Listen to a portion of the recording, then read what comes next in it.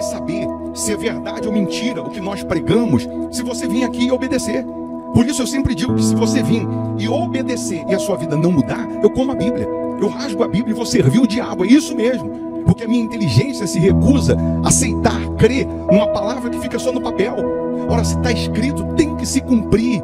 E Deus está lhe buscando, lhe chamando para mudar a sua história. Não é para você mudar de religião, não. De placa de igreja, não. O nosso Deus é muito maior que placa de igreja, que religião. O nosso Deus quer que você mude de vida, de história, de condição. E para isso, só depende de uma atitude sua. Deus nunca vai fazer o que você tem que fazer. O vir, o se tornar para Ele, o buscar esse Deus é contigo. Fazendo a sua parte, Ele fará a dele.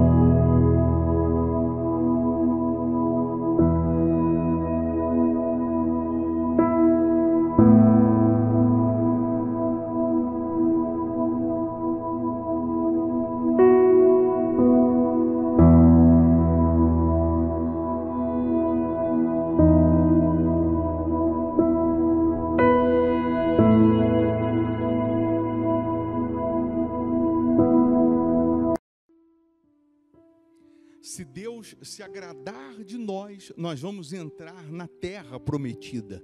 Essa foi a frase que Josué disse para os espias que estiveram com ele, na terra prometida. E por isso eles ficaram desesperados, angustiados, com medo dos inimigos que lá estavam. Mas Josué e Caleb, eles disseram, se Deus se agradar de nós, nós vamos entrar na terra, independente do cenário, independente dos inimigos, independente da situação. Ou seja, se Deus se agradar da sua fé, se Deus se agradar da sua fidelidade, se Deus se agradar da sua vida, o sobrenatural vai acontecer. Entenda isso.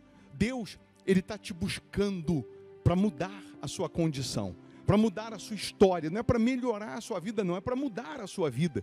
Se Deus se agradar da fé aplicada, se Deus se agradar das suas atitudes, se Deus se agradar da sua fidelidade, os céus vão abrir, o sobrenatural vai acontecer, você dará a volta por cima, você vai sair dessa situação vexatória, crítica, desesperadora, de humilhação, até porque Deus é poderoso para fazer infinitamente mais do que pedimos, mais do que pensamos.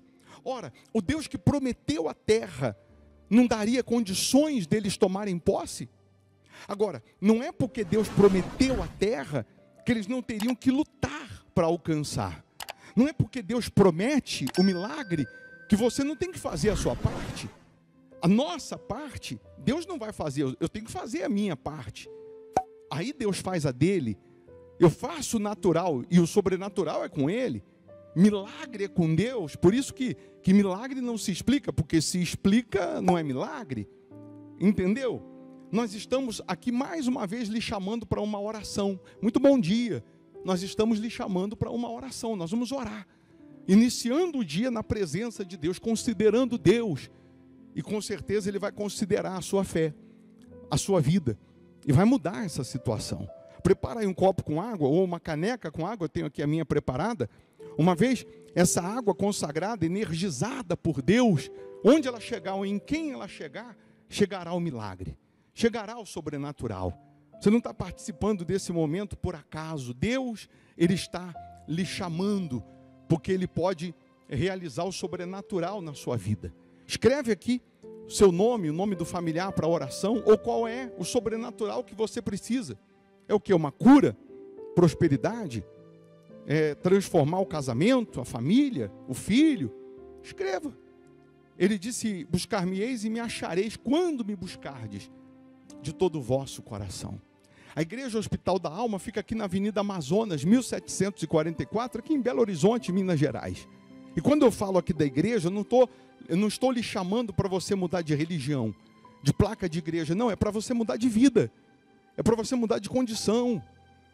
As pessoas, infelizmente, elas são cegas espiritualmente, surdas espiritualmente. Elas ficam se prendendo à placa, à religião, quando elas deveriam buscar quem resolve, falar com quem resolve, falar com quem pode mudar toda e qualquer situação, que é o Deus único, vivo, poderoso, para fazer infinitamente mais do que pedimos, infinitamente mais do que pensamos. Então, se você quiser a nossa ajuda, por exemplo, nessa sexta-feira, nós temos aqui reunião 8 da manhã e a principal às 7h30 da noite.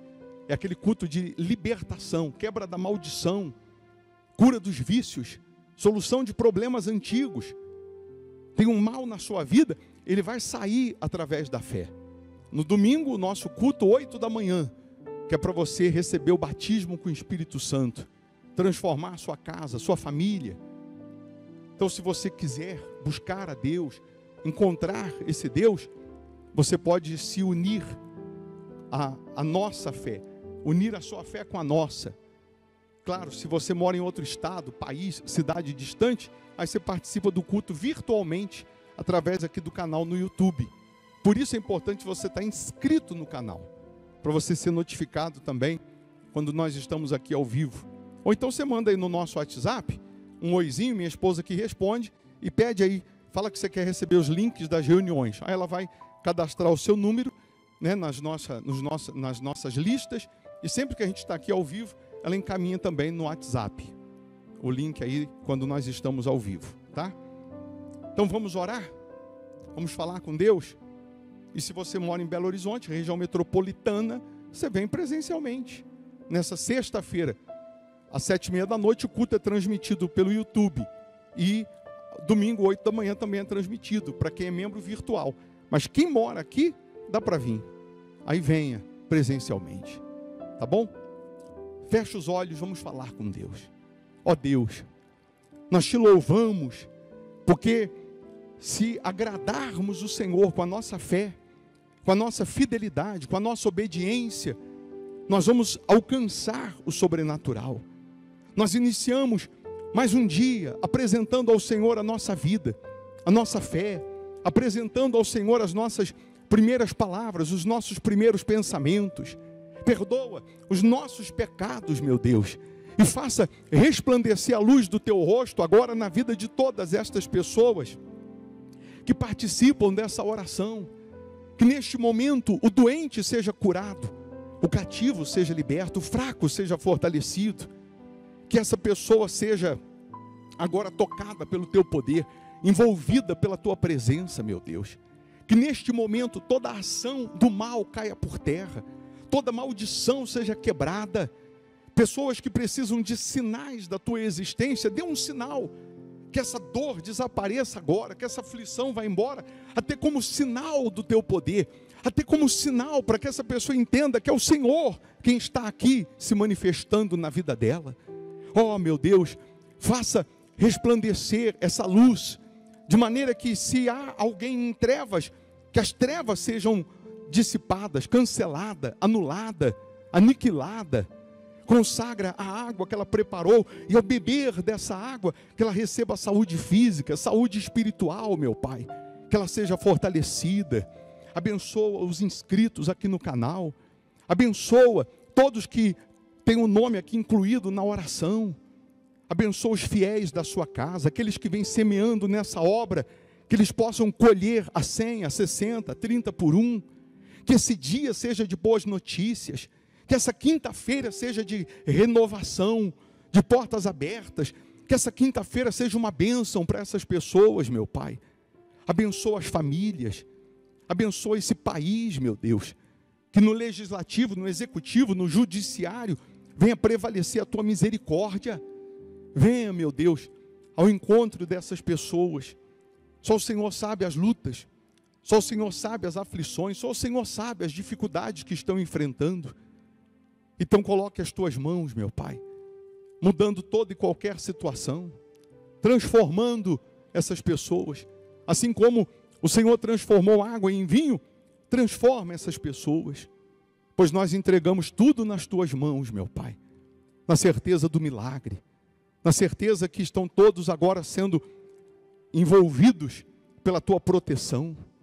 Abençoa as crianças, proteja as crianças, meu Deus. Proteja, livra, caia 1000 ao nosso lado, 10.000 à nossa direita, não seremos atingidos, porque o Senhor é quem nos guarda. Abençoa os trabalhadores, esse pai de família, abençoa o casamento, a família, a vida sentimental, financeira, espiritual.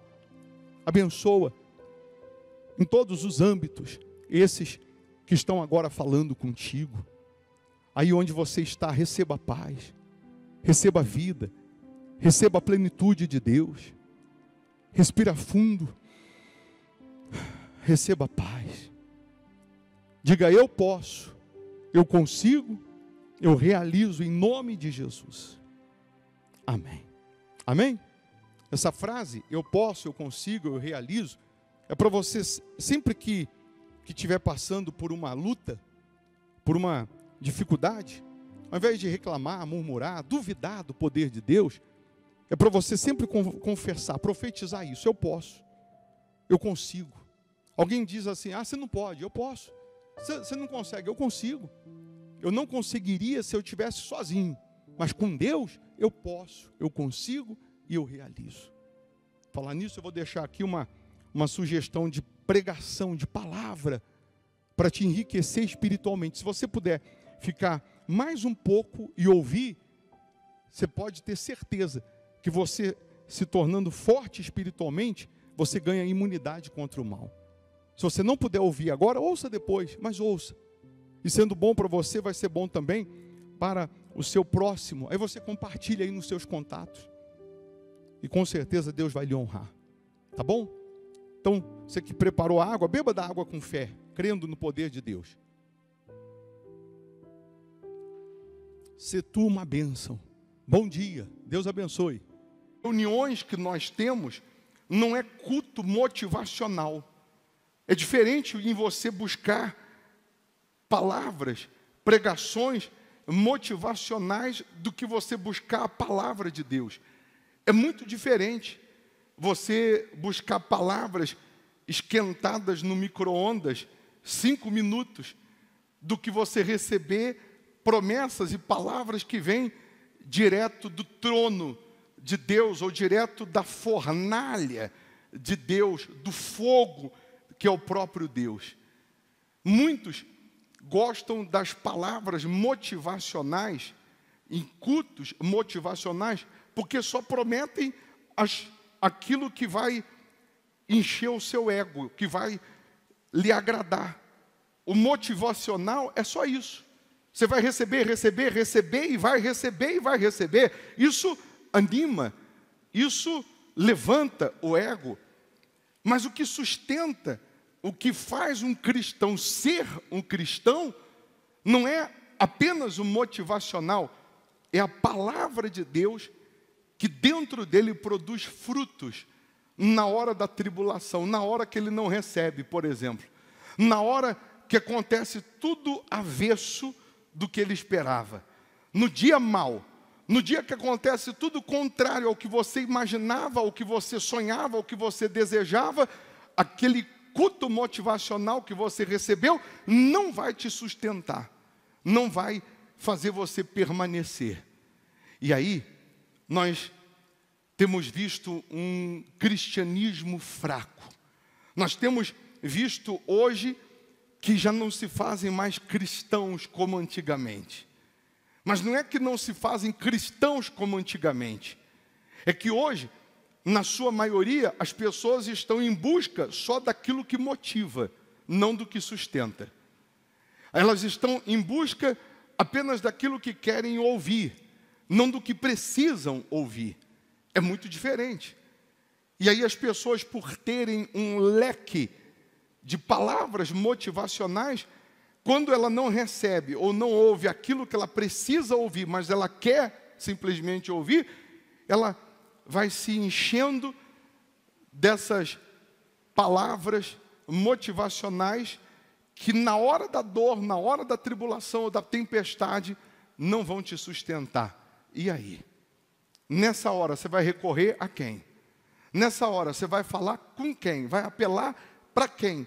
Se você não tem consistência, se você não está bem alimentado, estruturado na rocha.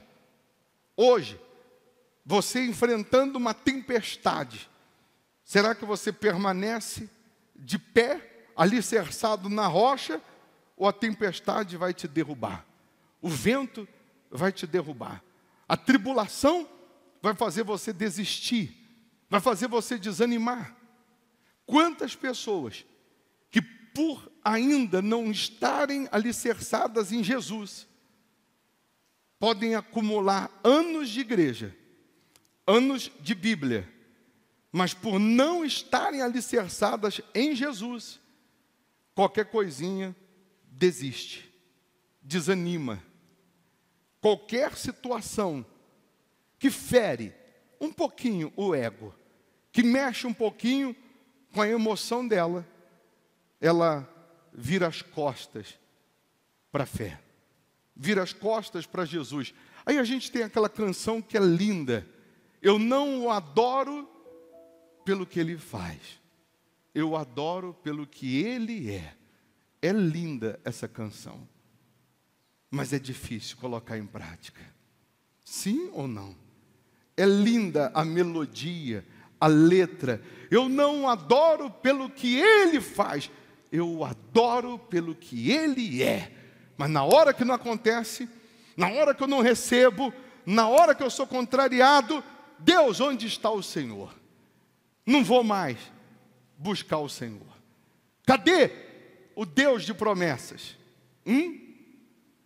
Não é pelo que Ele faz, porque Ele já fez, já nos deu. Ele já nos deu a vida, já nos deu a salvação, Ele já nos deu a vitória. Eu tenho que tomar posse dela. Mas muitos, infelizmente, não estão prontos para tomar posse de coisas grandes, porque ainda não estão alicerçados, e ainda não suportaram, e não sabem, ou não conseguiram, ou não conseguem suportar as dificuldades. E Ele, antes de te dar coisas novas e maiores, Ele vai permitir você passar pelo vale da sombra da morte. Antes de colocar na tua mão coisas grandes, extraordinárias, Ele vai permitir você passar por situações adversas, difíceis, problemas, angústias, para ver se você é mais um empolgado, que só queria receber, que só queria conquistar e dar no pé, ou se realmente você tem consciência de que Ele te dando ou não, você vai continuar servindo e honrando Ele da mesma maneira. Seria muito fácil Deus, nos nossos dias, fazer o que Ele fez lá no Egito. Tinha luz na casa do povo hebreu, do povo de Deus, e trevas na casa dos egípcios. Pragas na casa dos egípcios e bênção na casa do povo de Deus. Seria muito bom hoje, nos dias atuais, Deus, Ele atuar, agir, da mesma forma que Ele fez no Egito, com distinção. Só coisas boas para quem é de Deus, e as ruins para quem não é de Deus. Sabe o que ia acontecer? Não ia ter crente, não ia ter pessoas que servem a Deus dando entrada nos hospitais. Não iam ter pessoas que servem a Deus, que andam com Deus, sofrendo na família, sofrendo na vida financeira. Não iam ter pessoas que servem a Deus, sofrendo ou com vício, ou com doença, ou com depressão, problema espiritual, familiar, financeiro. E as pessoas, elas iam começar a falar: peraí, para o crente não tem doença, para o crente não tem sofrimento, para o crente não tem dor, não tem aflição, então eu vou ser crente, então eu vou servir a Deus. E as pessoas iriam servir a Deus pelas coisas, pelas conquistas, pela vida que Ele tem para dar, não pelo que Ele é. Então, as 4 estações do ano, ela vem para todos nós. O verão, o outono, o inverno, a primavera. A tempestade, a pandemia, o dia mau, vem para todos. Justos e injustos, crentes e não crentes. As dificuldades, as aflições, vêm para crente e para não crente. E qual é a diferença?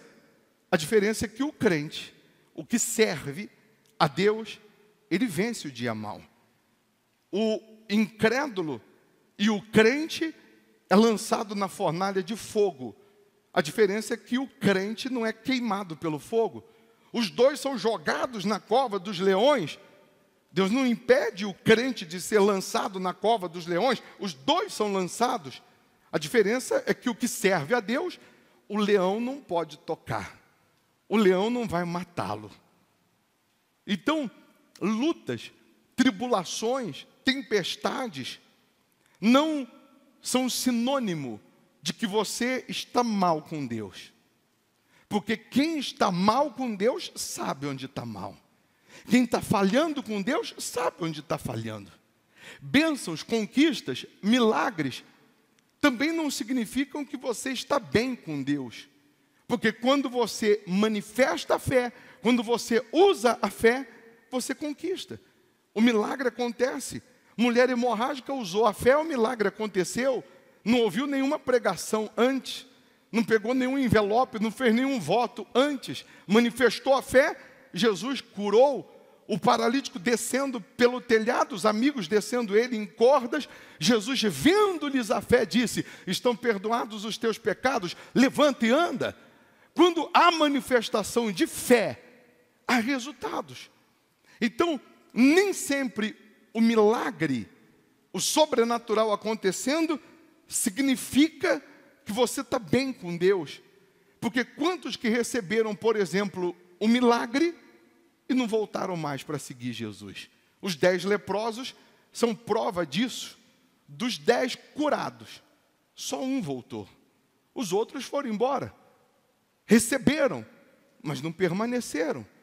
Tomaram posse do que queriam, mas não tiveram fé. A fé que tiveram para ser curados não foi a fé que os colocou para seguir Jesus, para andar com Jesus. Alguns têm essa fé para conquistar, para receber. Então, eu vou repetir, é muito fácil a gente cantar: eu adoro, eu não adoro pelo que ele faz, eu adoro pelo que ele é. Cantado é lindo, quero ver no praticar, ou o praticar disso, no dia a dia. Aí, a gente conseguindo analisar o livro do profeta Joel, você vai entender que o livro do profeta Joel, por exemplo, é um livro de 3 capítulos, que você consegue ler em 15 minutos, e aí você descobre que você consegue ler um dos 66 livros da Bíblia em 15 minutos. E às vezes tem pessoas que nem ler, ela consegue parar um pouquinho para ler, para buscar, para meditar naquela palavra que vai produzir em sua vida o milagre. Nos dias do profeta Joel, qual era a situação do povo de Deus? Qual era a situação do povo de Israel nos dias do profeta Joel? Profeta Joel, que tinha 17 anos, quando começou a profetizar. Profeta Joel, que durante mais ou menos 800 e poucos anos antes de Jesus, contemporâneo de Elias, de Eliseu, Elias, que fez Eliseu como seu discípulo, Eliseu, que não fez ninguém como discípulo, porque o seu discípulo Geazi não seguiu os conselhos de Eliseu e trocou a bênção, trocou a revelação de Deus por dinheiro. Alguns homens que, ao invés de prepararem outros para seguir a direção de Deus, a palavra, a profecia, as promessas pararam neles. E na época do profeta Joel, já não tinha mais profeta em Israel. Na época do profeta Joel, o povo que se dizia de Deus já tinha se corrompido. O povo que se dizia de Deus, mais uma vez, deixaram de buscar a Deus, deixaram de sacrificar a Deus, deixaram de obedecer a Deus para seguir outros deuses, para andar de acordo com a vontade deles, não de acordo com a vontade de Deus. Por conta disso, a Bíblia diz que Deus cerrou os céus e já não chovia mais. e não tendo chuva, não havendo chuva, um povo que vivia da agricultura. Então, diz a Bíblia que não tinha mais o trigo, não tinha mais o mosto, que era o vinho, que representa a alegria, não tinha mais o trigo, que é a prosperidade, não tinha mais o óleo, o azeite, que representa o Espírito Santo. Então, aquele povo que tinha o título de povo de Deus, estavam com a sua vida envergonhada. A Bíblia chama de humilhados. Povo que era envergonhado, porque tinha título de povo de Deus, mas vivia pior do que se tivesse servindo o diabo. Pessoas que a alegria acabou. A Bíblia diz que a miséria era tão grande que os animais morrendo, pele e osso, eles dizem que até os animais clamavam a Deus, porque eles mugiam e baliam com a cabeça para o céu, como se estivessem clamando a Deus por socorro. Crianças chorando na rua, pessoas que já não tinham mais o que plantar, já não tinham mais o que colher. Na época do profeta Joel, essa era a situação, e o pouco que sobrou, a Bíblia faz questão de dizer que os gafanhotos, migrador, cortador, destruidor e devorador, acabaram com tudo, e eles ficaram numa situação de desespero.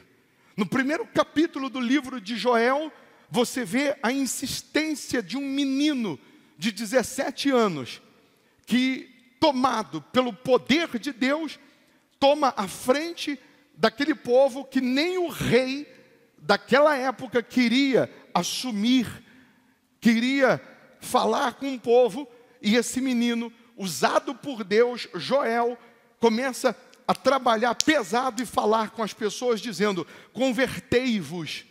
Deus está dizendo: convertei-vos, com jejum, com choro. Deus está dizendo: ao invés de rasgar as vestes, rasgue o vosso coração. Joel começou a pregar, começou a falar para as pessoas. Deus está dizendo que não adianta falar da boca para fora, não adianta rasgar as vestes e falar para Deus que está indignado, se aí dentro de vocês não há mais sinceridade, não há mais fidelidade para com Deus. E o profeta Joel pregando e dizendo para eles: convertei-vos, com jejum, com choro. Volte, em outras palavras, às primeiras obras. Volte a crer, volte a confiar, volte a depender só de Deus. Abandone a idolatria, abandone o que não presta e tenha só esse Deus como seu Senhor, como o seu Deus, e não mais os deuses que não são Deus, que não tem nenhuma aparência com Deus, que não tem nada a ver com Deus. Então, o profeta Joel levando as pessoas a essa consciência, e diz a Bíblia que as pessoas caíram em si, decidiram fazer um jejum, decidiram se santificar, decidiram se limpar da vida ilícita, se limpar das suas incredulidades, decidiram voltar às primeiras obras.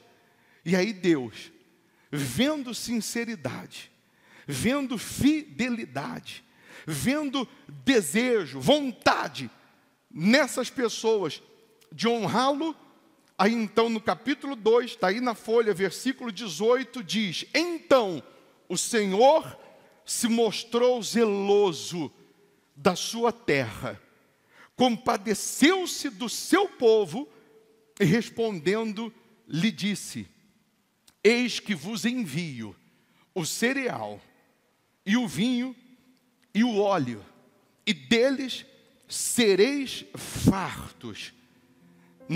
E vos não entregarei mais ao opróbrio entre as nações.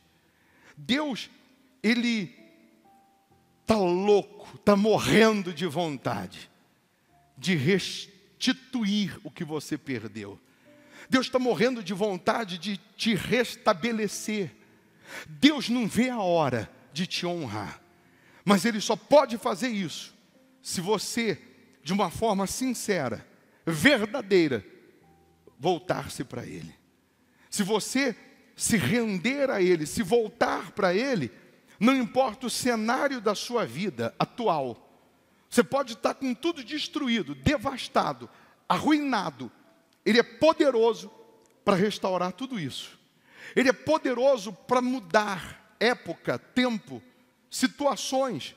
Como Ele mudou até a molécula do machado quando caiu na água e fez ele flutuar.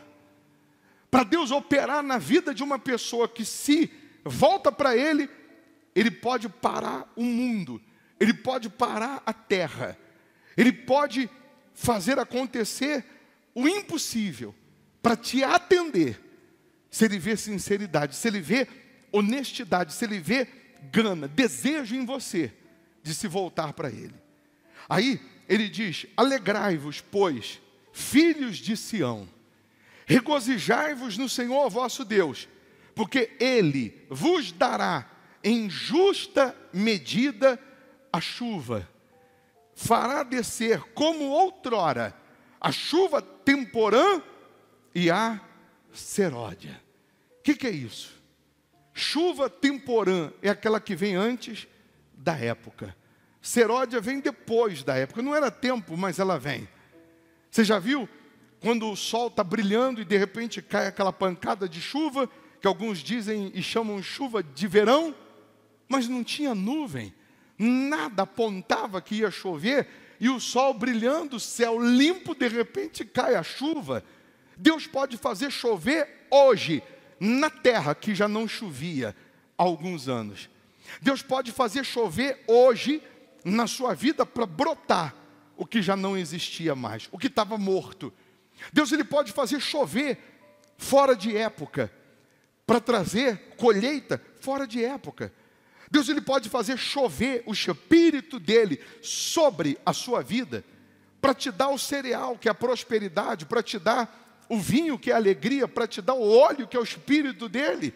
Agora, na virada do ano, as pessoas começam a se cumprimentar e dizer feliz ano novo, muita paz, um próspero ano novo, mas eu só terei um ano próspero de paz, de prosperidade, de alegria, de felicidade, de proteção, se eu estiver andando com Deus, se eu estiver servindo a Deus, se eu estiver obedecendo a Deus.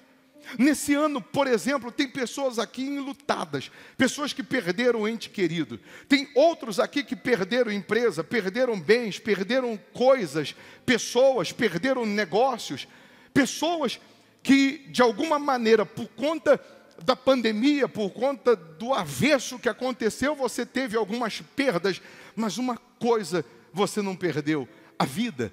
Você está vivo, você sobreviveu, e você vivo, você sendo um sobrevivente, você pode sim recuperar o que perdeu, não pessoas, mas você pode recuperar a alegria que já não existe mais, você pode recuperar a saúde que já não existe mais, você pode recuperar a prosperidade que você perdeu, você pode recuperar, reconstruir, restaurar tudo aquilo que você perdeu nesse ano ou nos anos que se passaram.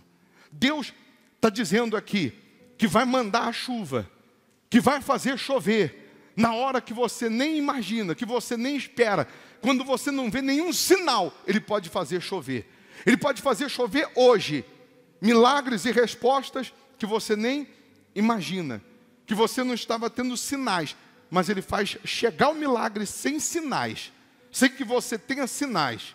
Aí Ele diz: as eiras se encherão de trigo e os lagares transbordarão de vinho e de óleo. Ele pode encher a sua vida, a sua empresa, o seu negócio, a sua profissão de clientes, de contratos, de portas abertas, de oportunidades. Ele quer encher você do óleo, que é o Espírito dEle, que é a presença dEle. Restituir-vos-ei os anos que foram consumidos pelo gafanhoto migrador, pelo destruidor e pelo cortador, o meu grande exército que enviei contra vós outros. E ele ainda diz: comereis abundantemente e vos fartareis e louvareis o nome do Senhor vosso Deus, que se ouve maravilhosamente convosco, e o meu povo jamais será envergonhado. Sabereis que estou no meio de Israel, e que eu sou o Senhor vosso Deus, e não há outro. E mais uma vez ele diz: e o meu povo jamais será envergonhado. E acontecerá, depois que derramarei o meu espírito sobre toda a carne, vossos filhos e vossas filhas profetizarão, vossos velhos sonharão, e vossos jovens terão visões. Você repara que, além de Deus falar que vai restituir o que foi destruído, Ele diz: o meu povo jamais será envergonhado. O que hoje está te trazendo vergonha? O que hoje para você tem sido desonroso? O que hoje tem te trazido humilhação? É nessa área que Deus vai te honrar. Você sabe que o Japão, ele é um país de primeiro mundo, mas o maior índice de suicídio acontece no Japão. Por quê? Porque as crianças, desde que nascem, são doutrinadas pelos pais a serem os melhores em tudo. Os pais trabalham tão pesado no psicológico das crianças, que essas crianças, elas não podem tirar nota menor do que 10. Na escola, a nota maior é 10. Se a criança tirar 9,7, ela vem para casa chorando, desesperada, porque ela sabe que o pai não vai nem olhar para a cara dela. Porque eles trabalham tão pesado no psicológico, que a criança tem que ser perfeita, que o japonês tem que ser o melhor, que o menino tem que ser o melhor em tudo. E quando eles falham ou fracassam em alguma área de vergonha dos próprios pais, eles se suicidam. Se o meu pai fosse japonês, ele ia ter que se suicidar, porque as minhas notas eram tudo abaixo de 5 na escola. Ele que ia ter que se matar, porque não ia ter jeito. Mas a situação é essa. Por conta da vergonha, eles se matam. Porque na cabeça deles, eles tinham que ser o primeiro, e ele chegou em segundo, ele se mata.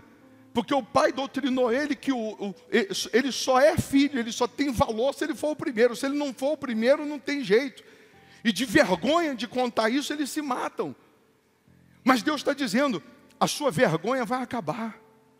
Aquilo que está te envergonhando vai acabar. Aquilo que está te humilhando vai acabar. Aquilo que está te constrangendo, preste atenção, vai acabar.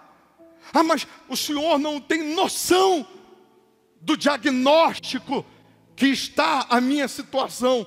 Você que não tem noção do diagnóstico de Deus, que Ele está dizendo que o gafanhoto acabou, destruiu, comeu, o que foi arruinado nesses anos todos, eu vou restituir, e a sua vergonha vai acabar. Entenda que quando você tem uma fé consistente em Deus, quando você tem uma aliança com Deus, você pode passar por situações adversas, você pode passar por tribulações, mas se você permanece crendo, permanece obedecendo, permanece fiel, Deus vai te honrar. Você lembra de Mordecai? A Bíblia diz que Mordecai, ele não se curvava para Amã. Amã era um homem de confiança do rei, e achava que tinha um rei na barriga, e queria que todo mundo se curvasse para ele, queria que todo mundo se dobrasse para ele, e Mordecai, sendo judeu, não se curvava para ele, e deixava Amã mais indignado, mais revoltado ainda. E aí Amã, por conta disso, fez um decreto, para que o rei assinasse, liberando, matar todos os judeus da época. E aí Mordecai, nas portas do rei, nas portas do palácio, a Bíblia diz que ele se vestiu de pano de saco, ele se cobriu de cinzas, que era uma forma de protesto, de humilhação, para chamar a atenção de Deus. A rainha Esther ficou sabendo que ele estava lá vestido daquela maneira, mandou roupas para ele, E Mordecai disse: avisa Esther que eu não vou usar essas roupas. Em outras palavras, eu não quero roupa nova, eu quero vida nova. O que adianta eu colocar roupa nova e o decreto se cumprir e todos os judeus serem mortos por conta desse infeliz, desse Amã, que acha que tem um rei na barriga? Quantos homens, infelizmente, que ainda, achando que tem um rei na barriga, pisam, esmagam pessoas, mas se esquecem que no máximo vão viver 100 anos. E depois de morrer, o máximo que pode acontecer é colocar o nome num viaduto, numa avenida, e que ninguém mais vai se lembrar. Hoje tem avenidas e viadutos com nome de pessoas que foram importantes e que você nem sabe quem foi a pessoa e nem quer saber quem foi. E aí, Mordecai estava dizendo: eu não quero roupa nova, eu quero vida nova. As pessoas agora, no final do ano, se preocupam em ter uma roupa nova, ao invés de se preocuparem em ter uma vida nova com Deus. E aí, diz a Bíblia, que um belo dia, o rei não consegue dormir. Amã já tinha feito uma forca no fundo da sua casa para enforcar Mordecai. E o rei nessa noite ficou sem dormir, perdeu o sono. Mandou que trouxesse o livro dos feitos memoráveis dos reis antigos, anteriores a ele, e pediu para que lessem para ele. Aí abrem o livro e começam a ler e diz assim: olha, teve o rei anterior ao senhor que armaram uma cilada para ele, ele seria morto, e um homem chamado Mordecai interviu e impediu que ele fosse morto. E o rei disse: mas vem cá, e esse Mordecai, o que ele recebeu por ter feito isso? Não, não recebeu nada. E onde está esse Mordecai? Não, ele está aí no pátio, ele está aí no palácio. Aí o rei manda chamar Amã. Amã entra, um peito de pombo, com o rei na barriga, e o rei diz assim: Amã, você não é meu servo de confiança? Sou. Meu homem de confiança? Sou. O que o rei deve fazer com um homem que ele sonha, que ele deseja em honrar?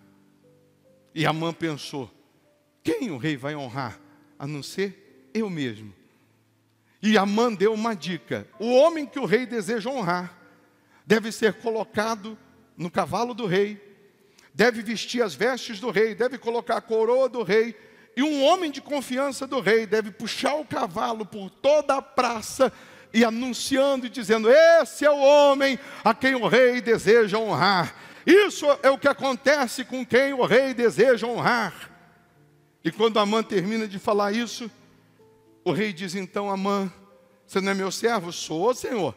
Então, por favor, imediatamente chama o meu alfaiate, coloca as minhas vestes em Mordecai, minha coroa em Mordecai, coloca ele no meu cavalo, e você, Amã, que é meu homem de confiança, leva ele pela praça, pela cidade, e anuncia que esse é o homem que o rei deseja honrar. Mordecai ficou maluco. Mordecai engoliu seco, mas Mordecai tinha que fazer. E Mordecai fez. Aí eu quero que você entenda que aquele que quer te matar, aquele que quer te enforcar, ele vai ser usado por Deus para levar você e mostrar a honra de Deus na sua vida. Aquele que quer te enforcar, que quer te matar, ele vai assistir a sua vitória. Aquele que quer acabar com você, te pisar, querendo ou não, ele vai ter que assistir o rei te honrando, o rei te abençoando. Mas aí um detalhe: Mordecai é honrado, mas o decreto continua. Ele volta para a porta do palácio. Os judeus estão para serem mortos. A rainha Esther é judia. E um detalhe: Mordecai é o pai de criação da rainha Esther. Amã não sabia que ele estava querendo enforcar o parente do rei. Amã não sabia que ele estava querendo matar o parente do rei. Ninguém sabe que você é parente do rei. Ninguém imagina que Jesus Cristo é teu irmão mais velho, que o Deus de Israel é teu pai. Ninguém sonha, ninguém imagina que você, que está lá na porta do palácio, humilhado, envergonhado, que você é filho do rei. Aquele que quer te matar não entendeu quem é teu pai ainda. Não entendeu quem te defende ainda. Aquele que quer acabar com você ainda não entendeu o que quer te matar. E Mordecai chama a rainha Ester e diz: você só está aí para defender os judeus, porque você é judia, e se o decreto se cumprir, você vai ser morta. Mas eu não posso entrar na presença do rei sem ser chamada. Era lei, a rainha não podia entrar na presença do rei sem ser chamada, ela podia ser morta. Mas ela disse: manda o povo jejuar e orar. Se perecer, pereci, mas eu vou até o rei, vou falar com o rei. E claro, ela deve ter usado sabedoria, deve ter se arrumado, fez uma chapinha no cabelo, escovou o cabelo, se preparou. E quando ela entra na presença do rei, ele levanta e diz: ó, minha rainha, pede-me, e eu te dou até metade do reino. Aí pronto. Você vai falar isso para uma mulher? Hã? Sem falar pede, ela já pede. Imagine falar: pede, que eu vou te dar até a metade do reino. E ela, com muita sabedoria, ela não foi descarregando a revolta em Amã. Ela disse: ô rei, eu quero preparar um banquete para o rei. Eu quero preparar aquele frango com quiabo, que só o rei gosta. Preparou um banquete, mandou chamar Amã. No meio do banquete o rei: fala, minha rainha, pede até a metade do reino, eu te dou. Ela diz: pois é, meu rei, esse Amã aqui, ele fez um decreto para matar os judeus. Só que o rei não sabia, nem ele, que eu sou judia, e que o Mordecai, que ele fez uma forca para enforcá-lo, está lá no fundo da casa dele essa forca. Esse Mordecai é meu pai de criação. O rei ficou injuriado, mandou enforcar Amã na forca que ele fez para Mordecai, e pegou Mordecai e colocou no lugar de Amã para ser o capitão do exército dele, para ser o homem dele de confiança. E o decreto não podia mais ser anulado, mas ele fez um outro decreto dizendo aos judeus que eles poderiam se defender, e os judeus mataram os seus opressores. Os que iam matar os judeus tiveram condições de matar. O que Deus está querendo com isso? Está querendo que você entenda que Ele vai te honrar, custe o que custar, ainda que tenha um decreto dizendo que você vai morrer. Quem fez o decreto dizendo que você vai morrer é que vai morrer com esse decreto. E Amã tinha 10 filhos, e também os 10 filhos foram enforcados na mesma forca. A rainha Ester também pediu, inclusive os 10 filhos dele eu também quero que sejam enforcados. E os 10 filhos também foram. Toda a família foi devastada.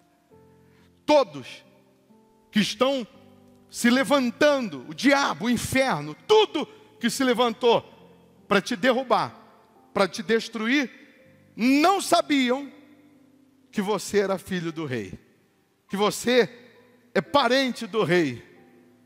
E você pode ter certeza que o rei vai te honrar. Deus está dizendo: meu povo jamais será envergonhado.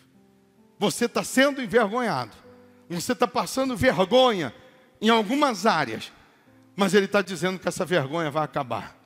Ele está dizendo que essa vergonha acaba hoje, esse sofrimento acaba hoje. Se você crê nisso, fique em pé no seu lugar. Se você crê que essa vergonha acaba hoje, que essa humilhação acaba hoje, se você crê que Deus vai te restituir, Ele também quer ver em você sinceridade.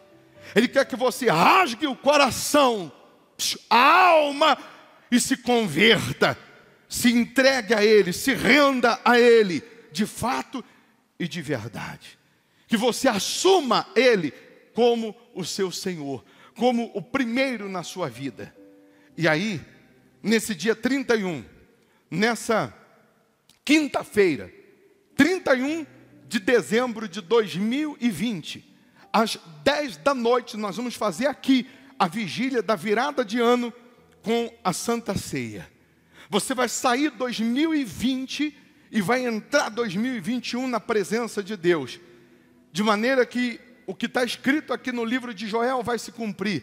Ele vai enviar o cereal, a prosperidade, o vinho, a alegria e o óleo, que é o Espírito dele, na sua vida, fazendo de você um vencedor, uma vencedora em tudo. Ele vai te honrar como honrou Mordecai. Ele vai fazer cumprir a palavra dele na sua vida, se você estiver disposto, disposta a se entregar 100% a Ele agora, nesse momento, nessa oração. Amém? Você que crê vai pegar essa folha que você acabou de acompanhar a pregação. Você que tem fé e crê nisso, vai lutar para isso. Na quinta-feira você vai trazer aqui dentro uma oferta de R$52, representando as 52 semanas que o ano tem e que termina agora, representando 52 dias que Neemias reconstruiu os muros de Jerusalém, porque houve intervenção de Deus naquela reconstrução. Muros que tinham 4.018 metros de comprimento, 12 de altura, 8 de largura, que levaram-se 3 anos para ser construído e que foram reconstruídos em 52 dias, porque houve intervenção de Deus. Havendo a intervenção de Deus, o sobrenatural acontece, o milagre acontece. Se, em último caso, chegar no dia 31, você não teve os 52, lutou, não conseguiu nada, você vem como oferta viva a Deus. Mas o que você conseguir preparar, você vai lutar para trazer uma oferta. Você vai procurar, nesse último dia do ano, não se apresentar a Deus de mãos vazias. Mas se em último caso não tiver nada, nenhuma moeda, você vem como oferta viva. Você crê nisso? Quem crê? É só obedecer, porque a restituição começa agora na sua vida. A restauração começa agora na sua vida. Eu vou dar para você o cartão do projeto de vida para 2021. Está escrito aqui, Vigília da Virada, quinta-feira, dia 31. E nessas linhas, você vai escrever o seu projeto para esse novo ano. Quem vai estar aqui, levanta a mão, os obreiros vão te dar. Você leva esse cartão. Se quiser mais um para convidar um familiar, esse dia é excelente para você trazer um familiar para entrar o ano com Deus. Só você pedir mais um e levar e convidar a sua família para estar na presença de Deus. Mas entenda que nessa oração, nesse momento, só de você decidir se entregar, se render, se converter do seu mau caminho, abandonar o pecado, abandonar o que é ilícito e assumir Jesus, Ele já vai fazer chover na sua vida a presença dEle. E se você tinha um decreto de morte, decreto de vergonha, de humilhação, de miséria, de fracasso, esse decreto é cancelado, é anulado. Deus te dá um decreto que você pode lutar para vencer. Você pode lutar e sair dessa situação. Amém?